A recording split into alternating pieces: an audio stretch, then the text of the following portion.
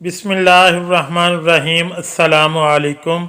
डर के मारे हम बिस्तरी ना करना। हज़रत सैयदना इमाम गज़ाली रहमतुल्लाह अलैह फरमाते हैं, हम बिस्तरी करना जन्नत की लज्जतों में से एक लज्जत है। हज़रत सैयदना जुनैद बगदादी रहमतुल्लाह अलैह फरमाते हैं, इंसान को हम बिस्तरी की ऐसी ही ज़रूरत है जैसे कि ग़ज़ा की। रसूलुल्लाह सल्लल्लाहु अलैहि वसल्लम ने इरशाद फरमाया, जब जन्नती अपनी बीवी के पास होगा तो वो ना इससे उकताएगा और ना इसकी बीवी इससे उकताएगी। ये जब भी इसके पास आएगा इसे कमवारी पाएगा। ना ही मर्द का जिक्र सुस्ती करेगा, ना ही बीवी की फ्रिज को शिकायत होगी। इस दौरान इन्हें नदा दी जाएगी कि तुम दोनों में से कोई भी सैर नहीं होगा और ना मनी निकलेगी। जन्नती मर्द से कहा जाएगा, तेरे लिए और भी बहुत सी बीवियां हैं। वो एक एक करके सबके पास जाएगा। जिस बीवी के पास भी जाएगा वो कहेगी, वल्लाह मैंने ना जन्नत में कोई तुझसा हसीन देखा और ना किसी को तुझसे ज़्यादा महबूब बनाया। कुछ लोग अपनी बीवी से हर रोज़ हम बिस्तरी करते हैं, कुछ लोग हफ्ते में एक बार और कुछ लोग डर के मारे महीने में एक बार ही हम बिस्तरी करते हैं। ये दोनों सूरतें नुकसानदेह हैं।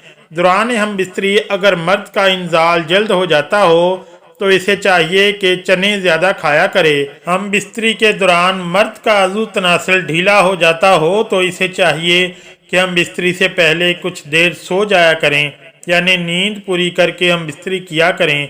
बकौल हकीम राजी कसरत से हम बिस्तरी बूढ़ों को मौत की नींद सुलाता है, जवान को बूढ़ा, मोटो को दुबला और दुबले आदमियों को मुर्दा बनाता है। बस बगैर शहवत सादक और इंतशार कामिल हम बिस्तरी नहीं करनी चाहिए।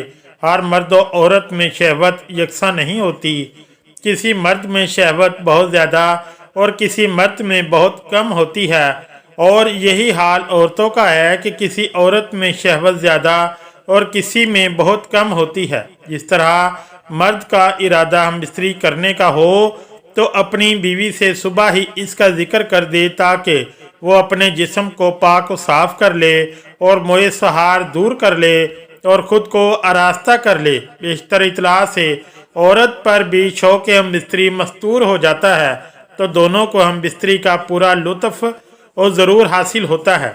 अगर हम बिस्तरी के वक्त पेशाब का शदीद तकाजा ना हो तो खामखा पेशाब ना करें, वरना वज़ू का इंतशार जल्द ख़त्म हो जाएगा। मर्द औरत का हमेशा एक ही बिस्तर में सोना ज़ाफ़े बा पैदा करता है। किसी गैर के मकान में या किसी ऐसी जगह जहां अचानक किसी के आ जाने का खौफ हो हम बिस्तरी ना करें। ऐसी हालत में लुत्फ़ मुबाशरत हासिल नहीं होता और कमज़ोरी पैदा होती है। भरे हुए पेट की हालत में हम बिस्तरी करने से इंजाल जल्द होता है। पेशाब ज़ोर से मालूम होने के वक्त हम बिस्तरी करने से मसाना और पेशाब की नाली में इमराज पैदा हो जाते हैं, और पखाना ज़ोर से मालूम होते वक्त हम बिस्तरी करने से बवासीर वगैरह अमराज मकात लाहक हो जाते हैं। गरचे मर्द की हम बिस्तरी की ख्वाहिश पूरी हो जाती है, बसा औक़ात इस नामुकम्मल मुबाशरत से जिसमें औरत को इंजाल नहीं हो पाता और औरत को नागवार मालूम होता है और असाबी बीमारियां वगैरह में मुबतला हो जाती है। हम बिस्तरी से बेरगबती और शोहर से नफ़रत करने लगती है। शरीयत इस्लामी में हम बिस्तरी के लिए कोई ख़ास वक्त नहीं बताया गया।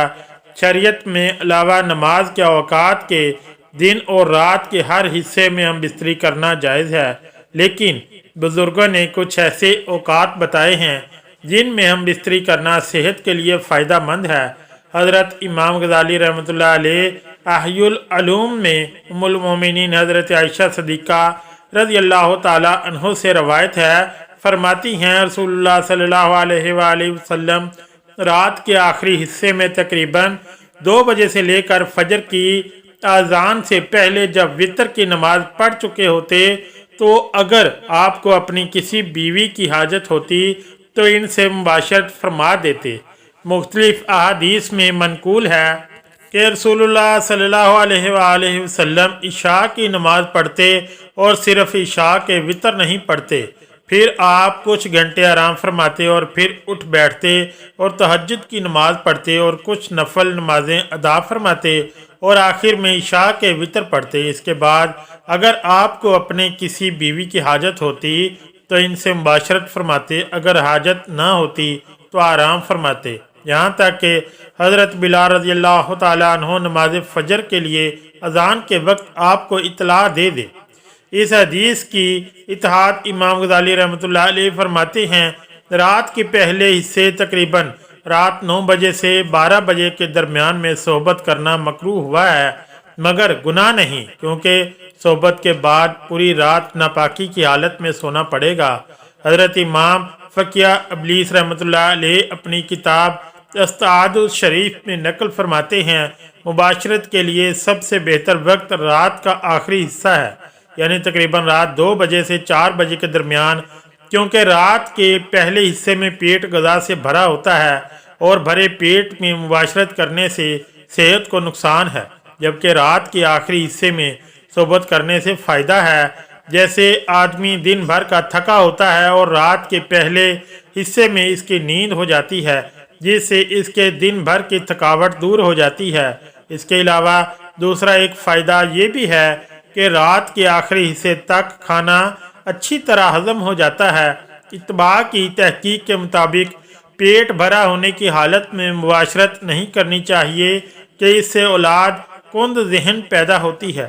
ایک غیر مسلم ڈاکٹر کے بقول پیٹ بھرا ہونے کی حالت میں اگر مباشرت کی جائے تو انزال جلد ہوتا ہے، معدہ کمزور، ہاضمے کی قوت کمزور ہو جاتی ہے اور جگر پر ورم اور شوگر وغیرہ کے امراض لاحق ہو جاتے ہیں۔ یہ تمام باتیں حکمت کے مطابق ہیں۔ شرع میں ہم بستری کے لیے کوئی خاص وقت متعین نہیں کہ اسی متعین وقت پر مباشرت کی جائے اور دیگر اوقات میں کرنا ناجائز یا گناہ ہو۔ شریعت کے مطابق ہر وقت صحبت کی اجازت ہے۔ رسول اللہ صلی اللہ علیہ وآلہ وسلم ازواج مطہرات سے دن اور رات کے دیگر وقتوں میں مباشرت کرنا ثابت ہے۔ ہاں، کچھ دنوں کی فضیلت احادیث میں وارد ہے، جیسا کہ حجۃ الاسلام سیدنا امام محمد غزالی رحمۃ اللہ علیہ نقل فرماتے ہیں کہ بعض علماء نے شب جمعہ اور دن جمعہ کو مباشرت کرنا مستحب کہا ہے۔ حضرت علی، حضرت ابو ہریرہ اور حضرت امیر معاویہ رضی اللہ تعالیٰ عنہم سے روایت ہے کہ ہر مہینے کی چاند رات اور چاند کی 15ویں شب اور چاند کے مہینے کی آخری شب مباشرت کرنا مکروہ ہے، کہ ان راتوں میں جمعہ کے وقت شیطان موجود ہوتے ہیں، تاکہ یہ ہے کہ ان ذاتوں میں مبشر جائز ہے، لیکن احتیاط اسی میں ہے کہ مباشرت کرنے سے ان راتوں سے پرہیز کریں۔ اذان اور نماز کے اوقات میں بھی مباشرت نہیں کرنی چاہیے۔ بزرگان دین فرماتے ہیں کہ اذان و نماز کے اوقات میں مباشرت کرنے سے اولاد نافرمان اور مذہب سے بیگانہ پیدا ہوتی ہے۔ محترم ناظرین، اب ہم بات کر لیتے ہیں کہ بیوی سے جمعرات کو یا شب جمعہ میں ہم بستری کرنے کے لیے کیوں کہا جاتا ہے، یا ہم بستری شب جمعہ میں کرنا کیوں ضروری ہے۔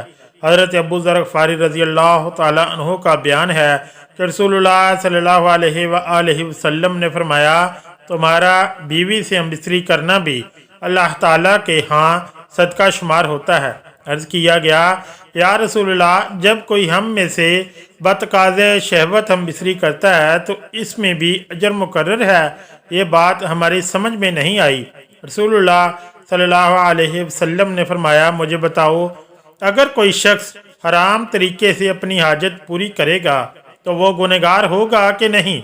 اس طرح اگر وہ حرام کی بجائے حلال راستہ اختیار کرے گا تو اس میں اسے ثواب ملے گا۔ حضرت ابو ہریرہ رضی اللہ تعالیٰ عنہ کا بیان ہے کہ رسول اللہ صلی اللہ علیہ وآلہ وسلم نے فرمایا، کیا تم میں سے کسی کے لیے مشکل یا ناممکن ہے کہ حق جمعرات بیوی سے جمع کرے اور وہ اجر پائے، ایک اپنے غسل کا اور دوسرا بیوی کے غسل کا؟ یعنی جب ہم بستری روزمرہ زندگی کا حصہ ہی ہے تو کیا یہ بہتر نہیں کہ جمعرات کو ملحوظ رکھا جائے تاکہ اجر بھی ملے اور معمولات جمعہ کے دوران तबीयत में मुस्तरब ना हो। यही वजह है कि जुमेरात को हम बिस्तरी मुस्तहब है। अगर ये मालूमाती वीडियो अच्छी लगी तो चैनल को लाइक और सब्सक्राइब ज़रूर करें। शुक्रिया। अल्लाह हाफ़िज़।